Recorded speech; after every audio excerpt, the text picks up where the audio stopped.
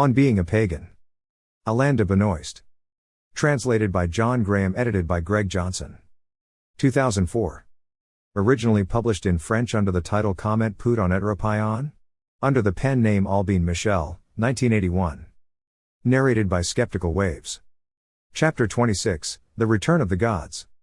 It is quite remarkable that although a comparison of the histories of Indo-European religions reveals so many functional similarities and ideologies among them, the titular gods of one same function almost never bear the same name. In Greece, with the sole definite exception of Zeus, who is not the name of a god, but the name of God, Dios or Dios, Father Zeus, the Godfather, the names of the Olympians do not even appear to be Hellenic. The cases of Poseidon, Hera, and Dionysius are still debatable. The a priori probability that the name of a major god would be forgotten seems quite weak. Everything transpires as if, starting from the structure of an inherited common base, the widest variety of names could be given. In the Gylfaginning, Har declares, it could be said that the majority of names arise from the fact that there are so many languages in the world and that all peoples should be able to adapt his name to their own language to invoke him and to pray to him. The main thing is less the name itself than the fact that man can call a god into existence by naming Bim. God only appears when all creatures name him, declares Meister Eckhart. He also says, when he becomes aware of himself, and this phrase is somewhat reminiscent of the old Odin himself by himself suspended. Hölderlin maintained the idea that the gods remained imperfect to some extent so long as men have not represented them. It is only in and by man that the gods can become truly aware and fulfill themselves. The role, innocent and terrible, of the poet therefore consists of sensing the aspiration of gods who are as yet not awakened to awareness, calling them into existence, and engaging in a foundational dialogue with them upon which all future dialogues will be created. What made the Oracle of Delphi mute, notes Jean-Luc Marion, was not the eventual discovery of some sort of trick, fontanelle, but the disappearance of the Greeks. The creation of new values, the reappropriation of certain values, is tied to the creation or reappropriation of a point of view. Didn't Heidegger define value as a center of perspective for a view with an aim in mind? To rediscover the spirit of Delphi, in order for the oracle to start speaking again, it is therefore completely natural to turn toward the sources of Greek thought, to the very origin of this Greek people, whom Hölderlin, in an elegy to the archipelago, called the Inigus folk. It is necessary for the Greeks to be reborn in order for new gods to appear, these gods who represent another beginning. Because it clearly involves making the gods reappear. When asked by the magazine Der Spiegel, Heidegger declared, in a text published in 1977, only a god can save us now. The sole possibility remaining to us is the preparation within thought and poetry of an availability for the appearance of the god or for the absence of the god in our decline. This idea that the gods are close is also mentioned by Ernst Jünger, whose connections to Heideggerian thought are well known.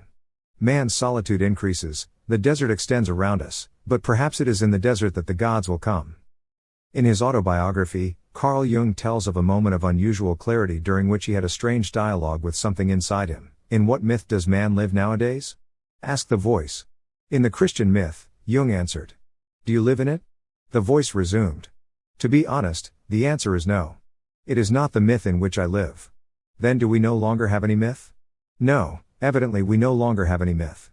But what is your myth, the myth which you do live? At this point the dialogue with myself became uncomfortable, and I stopped thinking, writes Jung. I had reached a dead end. This is precisely the dead end we, too, have reached. How are we to get beyond it? Nietzsche wrote in The Will to Power, could it be that with morality the pantheist affirmation of a yes to all things has also become impossible? Fundamentally and in fact only the moral God has been refuted and surpassed. Wouldn't it be wise to think of a God beyond good and evil? The answer to this question appears more clearly every day. The death of the moral God now leaves, at the end of European nihilism, a place free for the arrival of new gods whose affirmative role supports this world, which is the only one. The dead God of whom Nietzsche speaks is but one corpse among others, and there is nothing divine about this cadaver. This God was transformed a little too quickly into the God of the philosophers. When someone says that paganism was already dead when Christianity imposed itself, one is speaking a half-truth. It is clear that without a relative decline of the ancestral faith, no new religion would have been able to establish itself. But one forgets to say that with the same stroke, Christianity masked from Europe the gaping abyss left by the departure of the old gods and concealed the possibility of their return. It so happens that today this abyss is being unmasked, as Michel Maufesoli writes, to speak of the death of God, is to also leave their chances to the gods. It is unmasked and, by being exposed, creates the hour of the greatest distress. A distress that itself is necessary, for it is required by European nihilism. The myth is always present and rises back to the surface, writes Ernst Jünger, when its hour has come, like a treasure. But this heterogeneous principle will only emerge at the perfect moment, when it has reached its highest potency. Now, the mechanism is only movement in this sense, a birthing cry. One does not travel back in time to reconquer myth, one meets it again when the time trembles to its very foundations, beneath the empire of extreme danger. What we are facing is really a date of expiration, to know whether the gods will again link their destiny with ours, as they did before. Being, Sein, for Heidegger is inseparable from man as being in the world, Dasein. This being, which is found in history, to the extent of being temporal to the depths of its being, the sole way of being not to be confused with the sum or succession of other beings, the sole being to be truly in itself, possesses a determined character marked out by 4 terms. It is permanence with respect to becoming, the always identical with respect to appearance, the persisting with respect to thinking, the unrealized as of yet, or already, with respect to the project. Permanence, identicalness, continuance, projection, in short all these words are saying the same thing, constant presence. But Heideggerian being is no more God, who would then be the supreme being, than it is a simple sum of beings. It is that being which cannot do without man, just as man cannot do without it. In fact, let me repeat, only man can question himself about being, he alone is the subject of lived experience that attains its truth by understanding the truth of being. This is why the question of being is truly the fundamental question, the necessary question for the reawakening of the spirit, a spirit that is threatened ceaselessly by nervous anxiety and incomprehension. The thought of being is born from its own questioning, from the question why is there something rather than nothing? Whereas such a question is unthinkable from the standpoint of Christian faith because God precisely forms the a priori response, the response that, retrospectively, prevents the question from even being raised. To question oneself about what the nature of being consists of is also to ask what our being in history at that point consists of. Therefore, it is also to question man's nature and identity. Ontology, metaphysics, and anthropology are linked. Hence this remark by Heidegger, only from the truth of being can the essence of the holy be thought. Only from the essence of the holy can the essence of divinity be thought. Only in the light of the essence of divinity can it be thought or said what the word God is to signify. God was not assassinated by surprise. He deliberately put himself in a position to be killed. Christianity is by itself his own failing, far from being the antithesis of nihilism, nihilism is on the contrary its logical end result. The death of God, as Nietzsche has shown perfectly, is the inevitable consequence of the death of the real for which the Judeo-Christian discourse is responsible. To no longer speak the real, but repeat conditioned concepts mutilates the interrogation of being, removes being from the place where power solicits the will, declares Pierre Boudat. Nihilism results from the gradual unveiling of a doctrine that places the center of Fife's gravity outside of real life, and which is gradually and precisely unmasked as such. If one shifts the center of gravity of life out of life into the beyond, into nothingness, one has deprived life as such of its center of gravity, just as the logical analysis of language, pushed to the final extreme, leads to the abandonment of all forms of language, so too the belief, as said by Nietzsche again, in the categories of reason is the cause of nihilism. This is a 2-step process. In the first, Judeo-Christian monotheism undertakes to demythologize and desacralize the world, and in the second, by virtue of this very undertaking, it becomes the victim of the very desacralization process it unleashed. A world from which the notion of the sacred has been voided can no longer be the support of any kind of faith. The collapse of Christianity as a collective, real-life faith is an auto-collapse made inevitable by a reversal of values that today appears fully out in the open. The history of Western metaphysics is only the history of the slow unmasking of a Christian aspiration to nothingness. We can hence better understand that contemporary decadence is not the effect of its distance from the Christian religion, but its profanation in the strict sense of the word, i.e., its generalized diffusion in profane forms, its generalized infection. And it is in this sense that one can say, without cultivating paradox, that the world has never been as Judeo-Christian as it is today. The moral God is dead, but the values he has bequeathed are more present than ever, even though their impotence is a generally noted fact, and even though they constitute merely the decor of the impasse in which our contemporaries crash into time and time again like a fly on a windowpane. God is dead, but the modern world continues to claim him as its authority, precisely because it cannot and does not want to rid itself of his carcass. All Western humanism, according to Levinas's phrase, is passing through a secularization of Judeo-Christianity, nor is it by chance that we are witnessing the resurgence today of a fundamental criticism of Heidegger accompanied with the adulation of a Judeo-Christian monotheism in which nobody believes anymore but which everybody claims.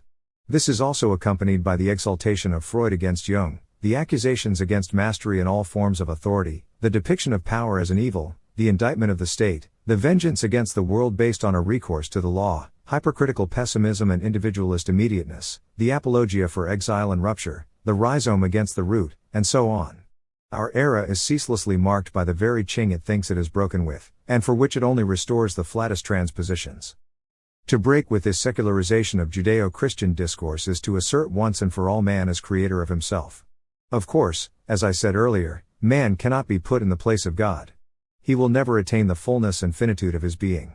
Every horizon he manages to reach will only reveal another.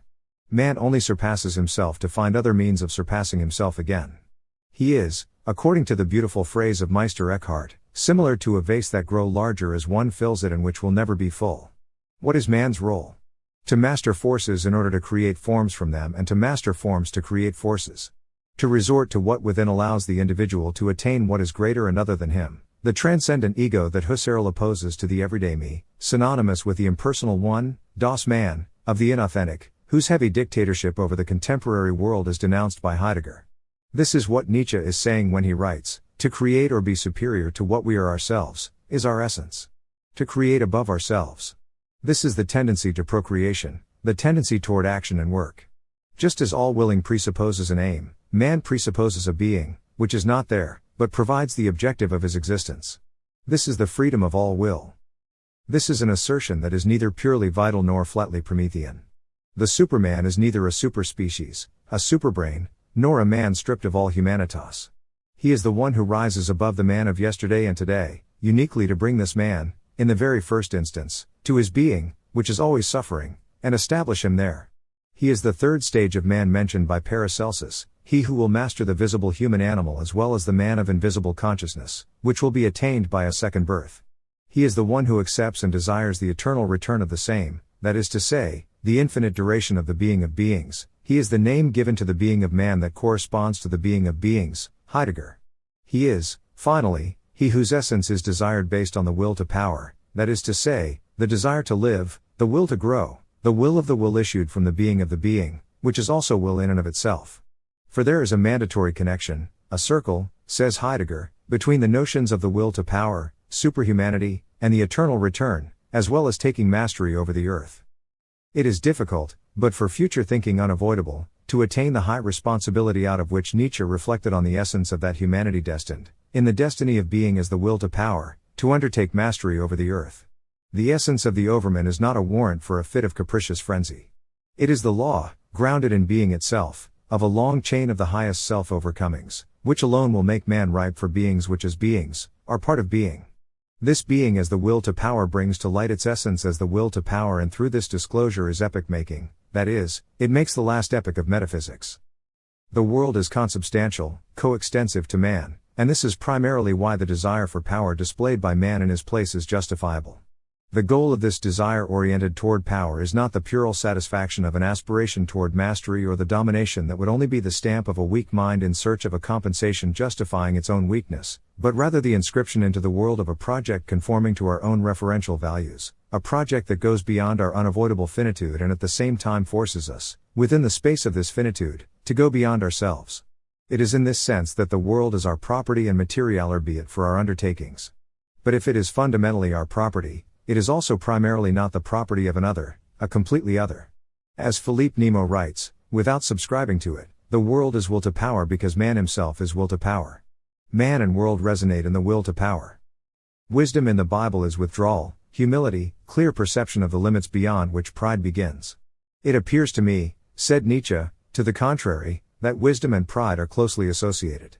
Their common point is the cold, sure gaze, which in both cases knows how to assess. Pride and wisdom are symbolized in the Nietzschean discourse by the two animals of Zarathustra, the eagle and the serpent, the same serpent assimilated by Genesis to the evil tendency. It is through the association of wisdom and pride that man can rediscover the world and break the screen that is interposed between him and the world, the screen which objectifies the matter of his freedom and imposes upon him the ability to recognize only objects. Rediscovering the world is again to have done with the spirit of vengeance. To have done with a system in which pain calls for punishment, guilt, and resentment. To have done with this resentment against time that Heidegger says consists of positing supratemporal ideals as absolute so that, when measured against them, the temporal can only lower itself to being strictly a non-being. Freeing oneself from vengeance is to pass from resentment against time to the will that represents being in the eternal return of the same and becomes itself an advocate of the circle. Zarathustra himself exclaims, that man would be freed of vengeance is for me the bridge toward his highest hopes and a rainbow after a long period of stormy weather. So there is no other recourse than the jubilant approval of existence in its entirety, and primarily as the very condition for its transformation, an approach that intersects with that proposed by Clement Risset, an approval to which he gives the name elation, consisting of the secret grace represented by love of the real. A love of the real that is neither love of life alone or love of others, nor self-love, nor the love of God himself, but, above all, the love of existence in its entirety insofar as it holds all antagonistic opposites, all potentialities, love of the real without any corrective for subjugating it, adding to it, or duplicating it. Love, says Risset, of a world where nothing is foreseen and nothing is acted, where nothing is necessary, but where everything is possible. An approach, finally, that proclaims that one can do nothing in the world and in life unless one first declares oneself for them. With the establishment of Christianity in Europe began a slow process of disassociation and shattering of the orders of sociality. This process eventually crystallized in the form of a veritable neurosis, for which the one-dimensional society denounced by Marcuse is only the reverse and relative contradiction. At the same time it is its derisory corrective. The essential cause of this movement, approaching its end today, has been the coexistence in the European mentality of two antagonistic spiritualities. The death of the moral God indicates the failure of this coexistence. It also tolls the bell for a European history determined by traditional metaphysics. Nietzsche's word gives the destiny of 2 millennia of Western history. What matters now is pushing this process to its conclusion, reaching its dialectical reversal and going beyond it.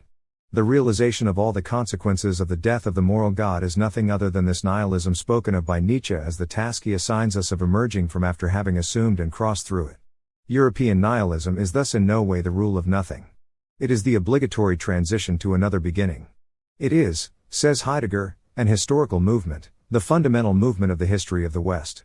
It is both end and beginning, closing and opening, the destruction of values and the creation of values.